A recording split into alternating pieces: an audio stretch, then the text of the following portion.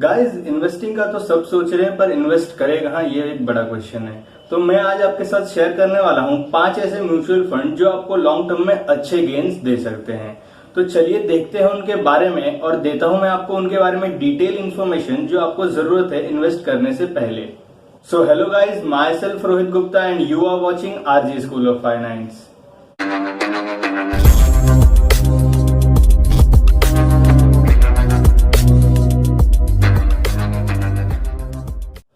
तो guys, mutual fund क्या होते हैं ये तो मैंने आपको अपनी पहले की वीडियोस में बता ही दिया है, बट एक बार उसका रिव्यू ले लेते हैं। म्यूचुअल फंड एक्चुअली एक असेट मैनेजमेंट कंपनी होती है जो कि लोगों से पैसे लेके उसे अलग अलग जगह जैसे इक्विटीज, बॉन्ड्स, डिबेंचर्स में इन्वेस्ट करके कुछ रिटर्न्स निकालते हैं। कुछ परसेंट खुद रख के आपको बाकी का रिटर्न दे देते हैं। इसमें प्रॉफिट और लॉस दोनों ही 50-50 होते हैं। कोई भी ऐसा गारंटी नहीं कर सकता कि आपको डेफिनेटली प्रॉफिट होगा ही, बट आज तक की म्यूचुअल फंड की अगर हिस्ट्री देखी जाए तो बहुत रेयर फंड्स हैं जिन्होंने इन्वेस्टर्स को लॉस दिया हो, क्योंकि म्यूचुअल फंड को एक प्रोफेशनल फंड मैनेजर मैनेज कर रहा होता है जिसको फाइनेंस और इन्वेस्टमेंट की डीप नॉलेज होती है। तो लॉस होने के चांसेस बहुत ही कम होते हैं। तो आज मैं आपके साथ शेयर करने वाला हूं 5 ऐसे फंड्स जो मेरे हिसाब से नियर टर्म में आपको अच्छा प्रॉफिट दे सकते हैं, और इसे आप अपने लॉन्ग टर्म इन्वेस्टमेंट के लिए भी कंसीडर कर सकते हैं।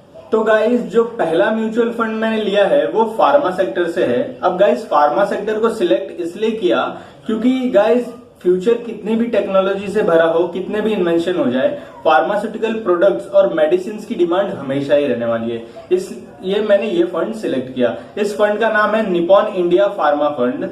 इस फंड में अगर आपको मंथली बेसिस पे मीन्स SIP के द्वारा इन्वेस्ट करना है तो आपको 100 रुपीज चाहिए होंगे मिनिमम पर मंथ, और अगर आप वन टाइम इन्वेस्टमेंट के लिए जाना चाहते हैं तो मिनिमम 5000 रुपीज लगेंगे।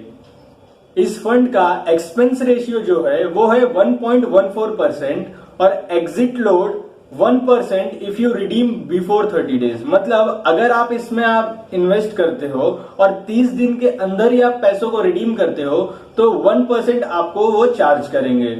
तो गाइज, मैंने म्यूचुअल फंड को इस तरीके से सिलेक्ट किया है कि कोई भी सेक्टर या फिर कोई भी अपॉर्चुनिटी मिस ना हो। तो मैंने इसके लिए एक मिड कैप म्यूचुअल फंड भी सिलेक्ट किया है, क्योंकि हो सकता है कुछ मिड कैप कंपनीज कल जाके लार्ज कैप बने और आपको अच्छे रिटर्न्स प्रोवाइड करें। तो मैंने इसमें एक्सिस का मिड कैप फंड सिलेक्ट किया है। ये हमारा दूसरा फंड है आज का, एक्सिस मिड कैप फंड। इसमें भी आपको 2 ऑप्शन, एक्चुअली सारे म्यूचुअल फंड में आपको 2 ऑप्शंस मिलते हैं, एक SIP और एक वन टाइम। अगर आप मंथली बेसिस पे इन्वेस्ट करना चाहते हैं तो इसमें आप मिनिमम 500 रुपीज से स्टार्ट कर सकते हैं, और वन टाइम इन्वेस्टमेंट अगर करना चाहते हैं तो 5000 रुपीज की रिक्वायरमेंट रहेगी आपको। अब जो एक्सपेंस रेशियो है इस फंड का वो है 0.5%, जो कि बहुत ही कम है। तो एक्सपेंस रेशियो कम होना ये भी एक फंड के लिए बहुत जरूरी है, क्योंकि ज्यादा एक्सपेंस रेशियो होगा तो आपके रिटर्न्स घट जाएंगे। एज सिमिलर टू ऑल 1% इसका भी एग्जिट लोड है, बट इसका एग्जिट लोड जो है वो विद इन 12 मंथ्स का है। मीन्स आपको कम से कम इस फंड को 12 मंथ तक होल्ड करना होगा। अगर आप 12 मंथ्स के अंदर ही रिडीम करते हो तो 1% आपको चार्जेस पे करने पड़ेंगे।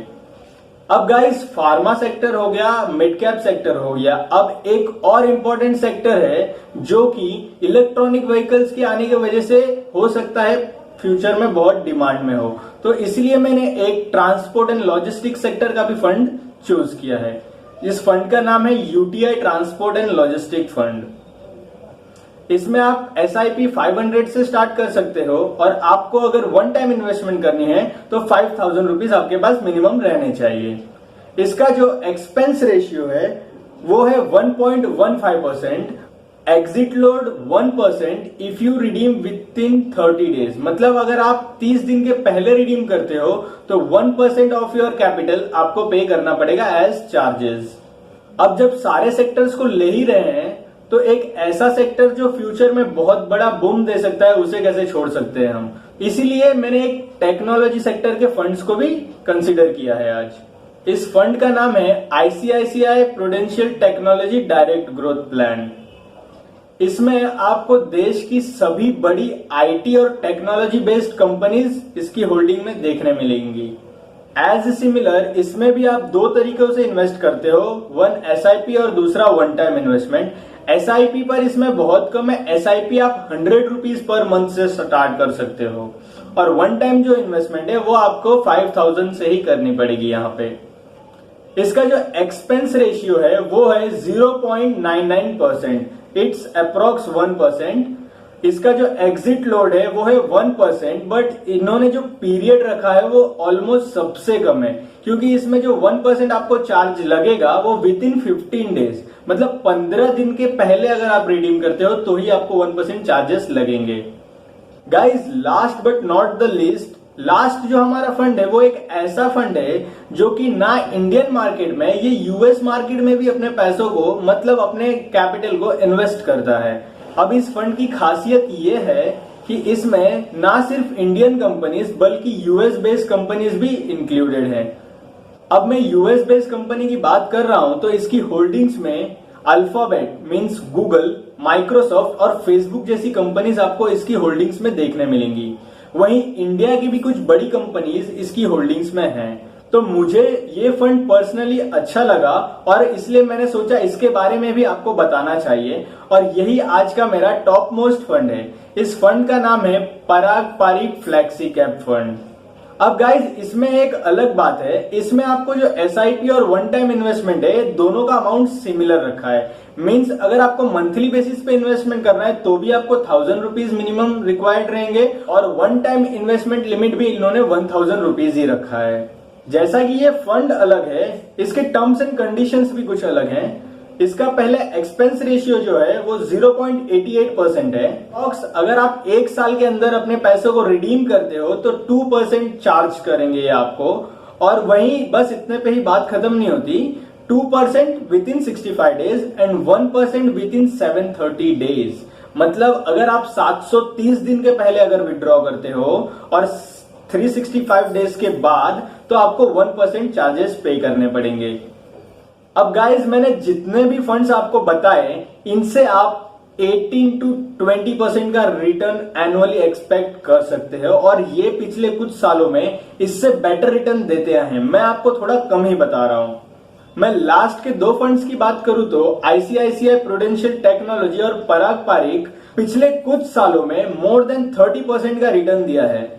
But guys as I always said, information is very important. तो इन फंड्स की वेबसाइट पे जाके आप इनके बारे में पहले पढ़ें, क्या इनकी स्ट्रेटेजीज है, कैसे ये रिस्क को मैनेज करते हैं और इनकी होल्डिंग्स किस किस कंपनीज में है, तो आप इन फंड्स को और डिटेल में जान पाएंगे।